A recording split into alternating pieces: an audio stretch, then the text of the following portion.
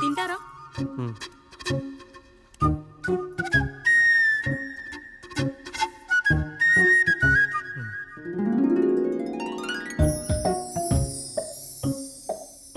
First టైమా? అవును, మీకెలా తెలిసిపోయిందండి? అంటే మా బామ్మ చెప్పింది.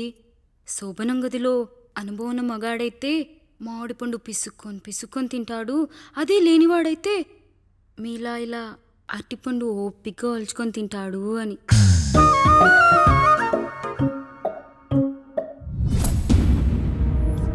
ఏంటవి? అవేంటో తెలీదా? ఫ్రెండ్స్కి పెళ్ళని చెప్తే హ్యాపీ బర్త్డే అనుకొని బెలూన్స్ ఇచ్చారు, ఫీల్ అవుతారు కదా అని 4 అక్కడ కట్టాను.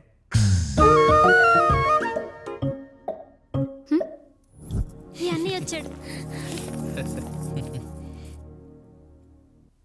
పిల్లల గదిలోకి వెళ్ళారా? వెళ్ళారండి. మీరెంత ఏంటి ఇంత రాత్రి అయినా ఇంకా పడుకోలేదా? మీరు లేనిది ఎప్పుడైనా పడుకున్నామా అన్నయ్య? అందరం కలిసే కదా పడుకునేది మావయ్య. సరే సరే, అందరం పెద్దోడి గదిలో పడుకుందాం. ఈరోజు వాడి శోభనం కదా, అసలే కొత్త. పక్కనుంటే ధైర్యంగా ఉంటుంది, పక్క నుండి దగ్గరుండి జరిపిద్దాం. పదండి.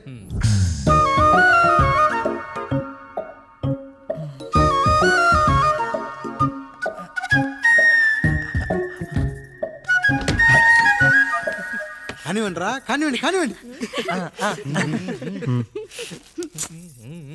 మీరేంటి మావయ్య ఇక్కడ పడుకుంటున్నారు? అదేంటమ్మా పెద్దోడా, చెప్పలేదా? మేమంతా కలిసే పడుకుంటామమ్మా, నువ్వు మాతో పాటే. అవును భార్గవి. మీరు ఊరుకోండి, మీరు ఇక్కడ పడుకోవడం నాకు ఇష్టం లేదు మావయ్య.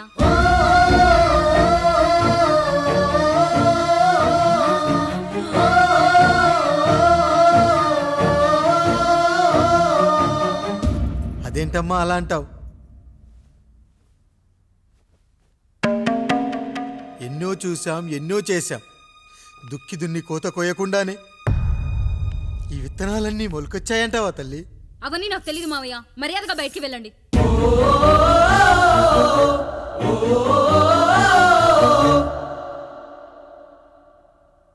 కనీసం ఆ మూలనైనా పడుకుంటామమ్మా. నువ్వైనా చెప్పరా పెద్దోడా?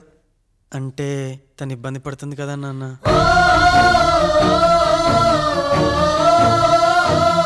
నువ్వు కూడా ఏంట్రా, పిల్లలేదో ఆశపడుతున్నారమ్మా. ఒక్కసారి ఆలోచించమ్మా. మావయ్య మీరు బయటికి వెళ్తే మేము తలుపులేస్తాం.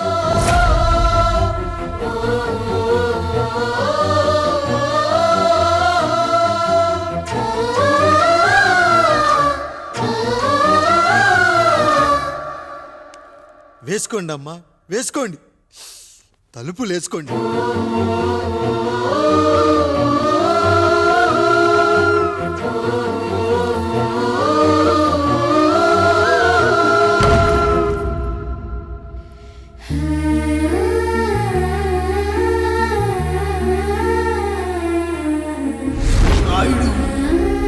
బిడ్డలు జాగ్రత్త.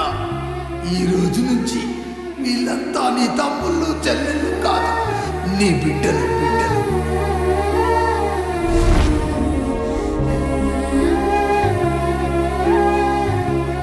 జానకి, ఏమండి? సావిత్రి, ఏమండి? లక్ష్మి, ఏమండి? మన గదిలోకి పదండి. ఇక నుంచి ఎవరి పిల్లలతో వాళ్ళ గదిలోనే పడుకోవాలి. ఇది ఈ రోజు నుంచి ఈ వంశానికి రాస్తున్న కొత్త శాసనం. అయ్యా అలా అరకండి అయ్యా, మీరు లేకుండా మేము ఎప్పుడైనా విడిగా పడుకున్నాం. అంతా కలిసే కదయ్యా పంచుకున్నాం. వెళ్ళరా వెళ్ళు, నీకు భార్య ఉంది, నీకు పడగది ఉంది. వేసుకోండి రా, మీరు వేసుకోండి, తలుపులు వేసుకోండి. మీరు కూడా ఏంటండి పిల్లలేదు? చిన్న పిల్లల వాళ్ళని ఉయ్యాల్లో ఆడించేటప్పుడు పక్కనే ఈ నాన్నకు కావాలి, బడికెళ్ళేటప్పుడు పక్కనే ఈ నాన్న కావాలి, గుడికెళ్ళేటప్పుడు కూడా పక్కనే ఈ నాన్న కావాలి.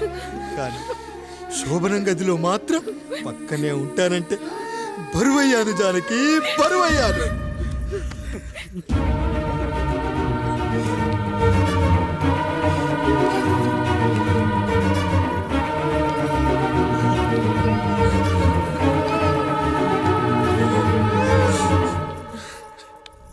ఏంటి ఏంటండి ఇంకా అదే ఆలోచిస్తున్నారా? ఎలా మర్చిపోగలను లక్ష్మి?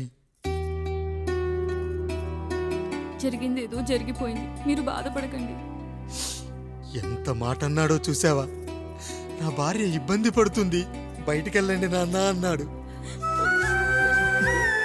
వాణ్ణి ఎలా పెంచాను? చదువుకుంటే పై చదువులకు వాడు వేరే ఊరు వెళ్లాల్సి వస్తుందని చదివే మాన్పించేశాను. జ్వరం వస్తే ఆ మాత్రలు చేదుగా ఉంటాయని నేనే మింగాను. నోరు తెరిచి అమ్మ కావాలన్నప్పుడల్లా ఎంతమంది అమ్మల్ని ఇచ్చాను. నాన్న అన్న ప్రతిసారి నాన్నల్ని ఇవ్వలేకపోయానని వాడికి నా మీద కోపమో ఏమో జానకి. నిజమేనండి, మనమంతా ఇలా లేమే. మన కుటుంబానికి దిష్టి తగిలింది.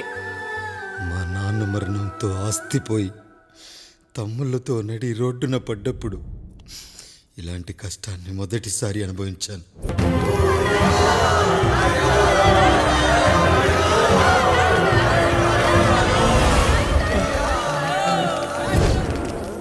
ప్రజల్లారా, నా బిడ్డల్లారా, నా జీవితం మీకే అంకితం. మళ్ళీ జన్మంటూ ఉంటే మీకోసం తిరిగి వస్తాను.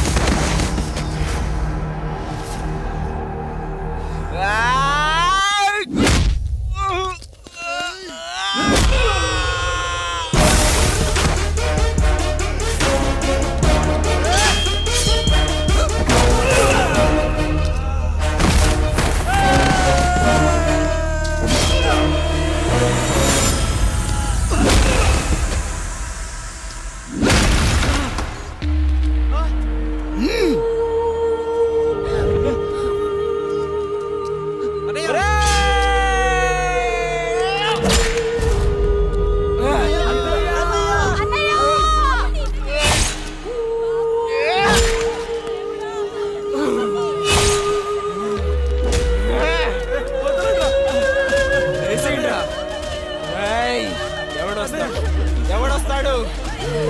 నిన్ను కాపాడటానికి ఎవడొస్తాడు? ఏసేంట్రా?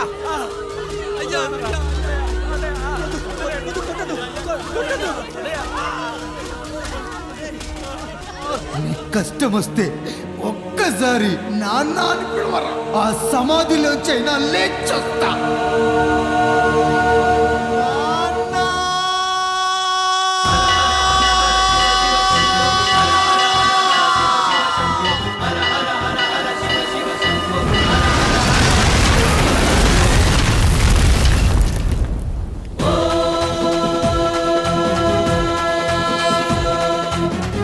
त्र्यंबकं यजामहे सुगन्धिं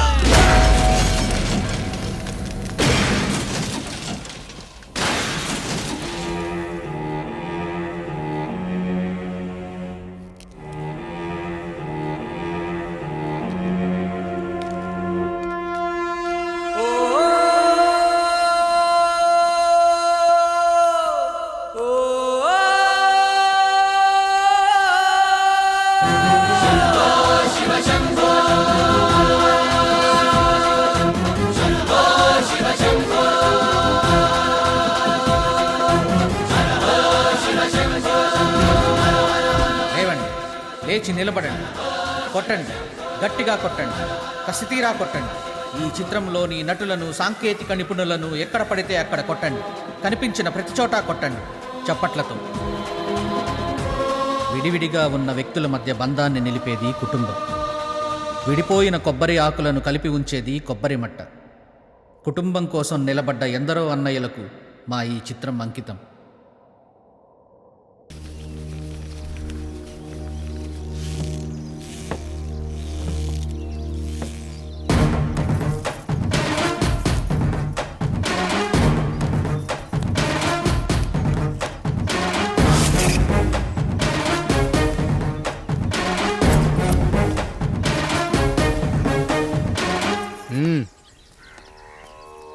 నమస్కారం అయ్యా. అయ్యా, మన ఈరిగాడికి సంవత్సర క్రితం పెళ్ళయిందయ్యా. మొన్నటిదాకా తాడు బంగారంలో ఉన్న వాళ్ళ జీవితం ఇప్పుడు తాడు ఫ్యాన్లో మారిందయ్యా. తన భర్తకి తల్లిదండ్రులు ఎక్కువయ్యారయ్యా. కట్టుకున్న భార్యకి చీర కొనడం కంటే అమ్మా నాన్నలకు మాత్రం మందులు కొనటమే తన సంతోషం. పొద్దున లేచిన దగ్గర నుంచి తల్లిదండ్రుల పనులు, పెళ్ళ ముద్దు ముచ్చట తీర్చట్లేదని తల్లిదండ్రులను వృద్ధాశ్రమంలో చేరిస్తే తను తన భర్త సంతోషంగా ఉంటామని వీరిగాడి భార్య సావిత్రి రచ్చబండి ఫిర్యాదు చేసిందయ్యా. చూడమ్మా, ప్రతి స్త్రీ జీవితం 3 ఆకులతో ముడిపడి ఉంటుంది. పెళ్లిల్లో మావిడాకులు, శోభనం గదిలో తమలపాకులు, ఆ తర్వాత భర్తతో విడాకులు. మావిడాకులు గుమ్మానికి కట్టొచ్చు, తమలపాకులతో కిల్లీలు కట్టొచ్చు, కానీ విడాకులతో కాపురాలను కట్టలేమమ్మా, కట్టలేం. నన్నేం చేయమంటారు? నాకంటూ కోరికలుండవా? భర్తతో సరదాగా ఒక్కదాన్నే గొడవ పడాలని, ఆయన కష్టపడి అలిసొస్తే పక్కింటి వాళ్ళ కబుర్లన్నీ చెప్పాలని, వచ్చిన జీతం మొత్తం చేతికిచ్చాక నేనే 10వ పరకో చేతిలో పెడితే ఆయన కళ్ళల్లో ఆనందం చూడాలని నాకనిపించదా? ఎంతసేపు అమ్మా నాన్న అంటూ వాళ్ళ కొంగు పట్టుకుని తిరగడమే తప్ప నా పైట పట్టుకుని తిరిగిందే లేదు. నాకు విడాకులొద్దు, నా భర్త నాకు కావాలి. ఎరా, నీ భార్య చెప్పింది విన్నావుగా, ఏమంటావు? అయ్యా, మీరు నా వైపు కూడా ఆలోచించండి అయ్యా. 9 నెలలు నా తల్లి కష్టపడి కన్నీ పెంచితే 20 ఏళ్ళు నా తండ్రి నన్ను పోషించాడు. నిన్నగాక మొన్న వచ్చింది. ఇది మమ్మల్ని విడదీయాలంటే ఎలాగయ్యా? నాకు నా పిల్లం కంటే నా తల్లిదండ్రులు ఎక్కువయ్యా. మరి పెళ్ళెందుకు చేసుకున్నావురా? అక్కుల్లో పనికెళ్తుంటే అక్కడ మెస్ భోజనం పడట్లేదయ్యా. ఏయ్, ఇల్లామంటే పని మనిషి అనుకుంటున్నావారా? అసలేమనుకుంటున్నావురా? ఆడదంటే నీకంటే చిన్నదవుతే చెల్లవుతుంది, పెద్దదైతే అక్క అవుతుంది, పెళ్లి చేసుకుంటే భార్య అవుతుంది, ఆ తరువాత తల్లి అవుతుంది. మగాడేముందిరా, ఆఫ్టర్ ఆల్ తండ్రి అవ్వగలడు. మగాడు పురుషుడు అని పలకాలంటే పెద్ద కష్టమేమీ లేదు. కానీ స్త్రీ అని పలకాలంటే నోట్లో కండరాలు, నాలుక అష్టవంకరలు తిరిగి కష్టపడాలరా. స్త్రీ జీవితం కూడా అంతే. మన దేశంలో స్త్రీని గౌరవించడం తరతరాలుగా వస్తున్న సాంప్రదాయం. ఆ సాంప్రదాయం ఎంత గొప్పదంటే జంతువుల్ని కూడా పిల్లి పిల్ల, కుక్క పిల్ల, పంది పిల్ల అంటాం గాని కుక్క పిల్లోడు, పిల్లి పిల్లోడు, పంది పిల్లోడు అని అనమరా. అంత గొప్పదిరా మన సాంప్రదాయం. మీరు ఎన్నైనా చెప్పండి, దాన్ని ఏలుకోవటం నా వల్ల కాదయ్యా. రేయ్, కడుపులో బిడ్డ ఆడపిల్ల అని తెలిసి ఉంచాలా ఊడ్చాలా అని ఆలోచిస్తుంటే పుడతామో చస్తామో తెలియని పరిస్థితుల్లో ఎలాగోలా పుట్టేసి పెరిగేసి ఎదిగేస్తున్న టైంలో తను పుట్టింది తన కోసం కాదు, ఎక్కడో పుట్టిన ఏదో కోసం అన్న విషయం తెలిసాక అమ్మ నాన్న కలిసి 1 కిలో లడ్డూలు, 1 కిలో చెగోడీలు పెట్టి దున్నపోతు లాంటి ఓ పెళ్లి కొడుకును తీసుకొచ్చి తల దించుకొని పెళ్లిలో కళ్ళు దించుకొని శోభన గదిలో పడుకుంటే గుండెల మీద తాలి బరువు, శరీరం మీద వాడి బరువు మోసి మోసి వాడు వేసిన విత్తనాన్ని 9 నెలలు మోసి మోసి ఓ పండంటు బిడ్డకు జన్మనిచ్చి ప్రతిరోజు కోడి కంటే ముందే నిద్రలేచి నుదిటిన బొట్టు పెట్టి, వాకిట్లో ముగ్గు పెట్టి, స్టవ్ మీద గిన్నె పెట్టి, అందులో పాలు మరగబెట్టి, కాఫీ పొడి టీ పొడి కలిపి పెట్టి, పిల్లల నోటికి తిండి పెట్టి, వాళ్ళను బడికి ఎల్లగొట్టి, నిన్ను ఆఫీస్కు తరిమి కొట్టి, ఒక చేత రిమోట్ మరో చేత కత్తిపీట పట్టుకొని ఛానల్స్ మార్చి మార్చి కూరగాయలు తరిగి తరిగి 11 గంటలకు మా ఊరి వంట, 12 గంటలకు స్టార్ మహిళ చూస్తూ, వీటి మధ్యలో వంట చేస్తూ కూరెక్కడ మాడిపోతుందో అన్న టెన్షన్ లో బ్రేక్ మధ్యలో అత్తగారికి అన్నం పెట్టి, ఉద్దమందారం, ఆడదే ఆధారం, మనసు మమత, గోకులంలో సీత, స్వాతి చినుకులు అంటూ పగలు రాత్రి తేడా లేకుండా సీరియల్లో సమస్యల్ని తన సమస్యలుగా భావించి బరువెక్కిన గుండెతో అలిసొచ్చిన భర్తకు గుప్పెడంత మాడిపోయిన ఉప్మా పెట్టి అప్పుడు తిని పడుకుంటుందిరా. అదిరా ఆడదంటే. అలాంటి నీ భార్యను వదిలేస్తానంటావా? Bloody fool!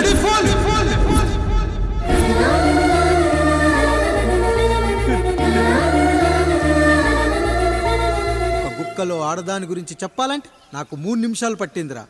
3 ముళ్ళేసిన నీకు ఆడదాని గురించి తెలియాలంటే ఎన్ని జన్మలెత్తాలరా? అయ్యా అయ్యా, నా తప్పు నేను తెలుసుకున్నానయ్యా. నా తల్లిదండ్రులు నేను వదిలేస్తానయ్యా. నా పిల్లల్ని నాకు ఇప్పించున్నాయ్యా. నువ్వు తప్పు మీద తప్పు చేస్తున్నావు. నీ భార్యను తిరిగి ఏలుకోవడానికి నీకు హక్కు లేదు. ఈ రాయుడు తీర్పిస్తున్నాడు. ఈ ఈరిగాడు మాత్రం తమ తల్లిదండ్రులతో ఉండాలి, కానీ ఈవిడకు మాత్రం భర్త కావాలి. ఈమెకు అభ్యంతరం లేకపోతే నేను పెళ్లి చేసుకుంటాను.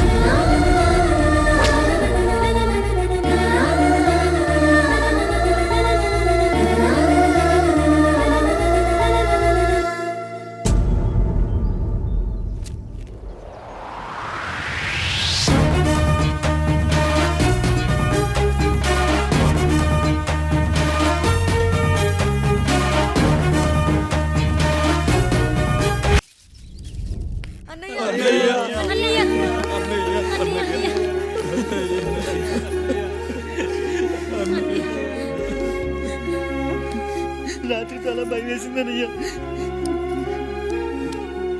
ఇప్పుడు మమ్మల్ని వదిలి వెళ్ళకన్నయ్యా. రాత్రే కదరా మనం అందరం కలిసి పడుకున్నాం. ఎప్పుడో రాత్రి చూసామన్నయ్యా. నిన్ను చూడకుండా ఒక్క అరగంట కూడా ఉండలేకపోతున్నా. నిన్ను చూసి చాలా రోజులైనట్టుంది అన్నయ్య. రాత్రంతా ఎక్కడికి వెళ్ళావన్నయ్యా? అసలు ఎక్కడికి వెళ్ళారండి? ఇంట్లో దోమలు కొడుతున్నాయని అలా పక్కనే ఉన్న గడ్డివాం దగ్గర పడుకున్నా. మన రత్తాలు వాళ్ళ ఆయన ఊళ్ళో లేడంది. సరే అని తను తోడుగా తీసుకెళ్ళా.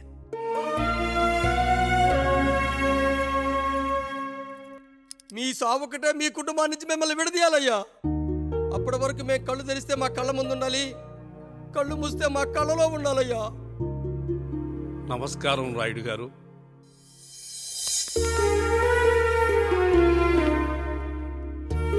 నమస్తే. ఏం జడ్జి గారు ఎప్పుడొచ్చారు? ఇప్పుడే. రాయుడు గారు, మీ కుటుంబం గురించి వినడమే గాని ఇప్పుడే చూస్తున్నాను. ఒక్కసారి మీ కుటుంబ సభ్యుల్ని నాకు పరిచయం చేయండి రాయుడు గారు. వాళ్ళు నా తమ్ముళ్ళు. నమస్కారం. మొత్తం ముగ్గురా? కాదు, నలుగురు. వాడు వేరే షూట్లో ఉన్నాడు. వీళ్ళు నా చెల్లెళ్ళు. నమస్కారం తల్లి. వీళ్ళు నా భార్యలు. నమస్కారం అమ్మా. వీళ్ళు నా బంధువులు. నమస్కారం. నా జీవితంలో ఎంతో ముఖ్యమైన ఆ, ఇష్టమైన ప్రాణమైన ఆ. మరో మనిషిని మీకు పరిచయం చేయాలి. ఆవిడే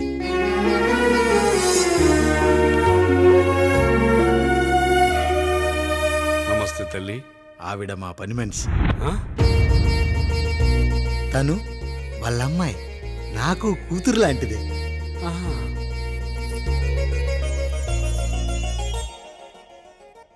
ఆ ఫోటోలోని వ్యక్తి ఎవరమ్మా? మీ ఆయన?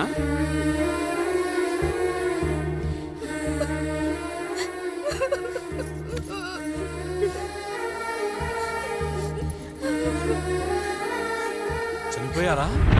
అయ్యో లేదండి, ఎక్కడ పడితే అక్కడ ఏది పడితే అది వాగుతున్నాడని పోలీసులు నగర బహిష్కరణ చేశారండి. మళ్ళా ఎప్పుడొస్తాడు? నెక్స్ట్ సీన్కి వచ్చేస్తాడండి. ఈ అనుబంధాలు ఆప్యాయతలు చూసిన తర్వాత నాకు ఒక కోరిక కలుగుతుంది రాయుడు గారు. మీరు కాదనరనే ధైర్యంతో అడుగుతున్నాను. అడగండి. నాకు ఒక్కతే కూతురు. ఆమెని మీ కుటుంబంలో సభ్యురాలుగా చేసుకుంటారని. తప్పకుండా. నా భార్యలకు అభ్యంతరం లేకపోతే తనను నేను పెళ్లి చేసుకుంటా.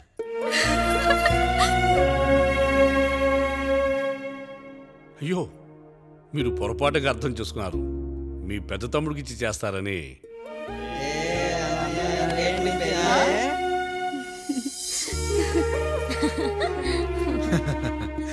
తప్పకుండా తప్పకుండా ఒక మంచి రోజు చూసుకొని మీ ఇంటికి అమ్మాయిని చూసుకోవడానికి వస్తాం. ధన్యుణ్ణి రాయుడు గారు, ధన్యుణ్ణి.